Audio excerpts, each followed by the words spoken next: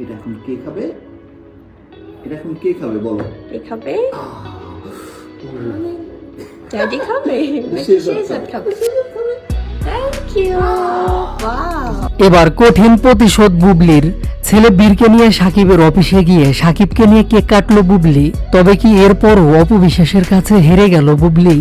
বুবলি ছেলে বীরকে নিয়ে সাকিবের অফিসে গিয়ে কেক কেটেছে, আর অন্যদিকে অপবিশ্বাস সরাসরি সাকিবের বাসায় গিয়ে কেক কেটেছে। ঢাকাই সিনেমার মেগাস্টার শাকিব খান শুক্রবার 28 মার্চ 46 বছরে পা রাখলেন এই নায়ক। ক্যারিয়ারে ভক্তদের দিয়েছেন অসংখ্য সিনেমা, যার সিংহভাগই ব্যবসা সফল। বলা যায় এই মুহূর্তে ঢাকাই সিনেমা ইন্ডাস্ট্রিতে একচেটিয়া রাজত্ব তার।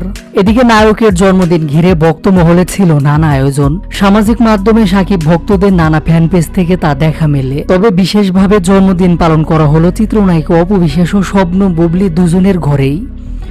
শাকিব খানের ব্যক্তিগত জীবন সবসময় চর্চায়। ভালোবেসে চিত্রনায়িকা অপবিশ্বাস ও শবনম বুবলিকে বিয়ে করেছিলেন তিনি। যদিও এই দুই নায়িকা শাকিবের জীবনে এখন অতীত।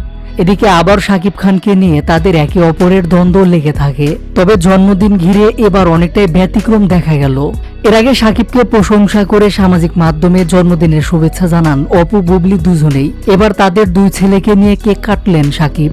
এদিকে শুক্রবার মধ্যরাতে এক ফেসবুক পোস্টে বেশ কিছু ছবি ও একটি ভিডিও ভাগ করে নেন বুবলি। তাতে দেখা যায় ছোট ছেলে শেহজাদ খান বীরের সঙ্গে খুনসুটিতে ব্যস্ত শাকিব খান। ভিডিওতে দেখা যায় বীরকে নিয়ে একটি নীল সাদা রঙের সুন্দর কেক কাটেন শাকিব। কেকের উপরে বীরের তরফ থেকে লেখা হ্যাপি বার্থডে ড্যাডি আওয়ার মহারাজা। এরপর কেক কেটে বীরকে তা খাইয়েও দিতে দেখা যায় শাকিবকে।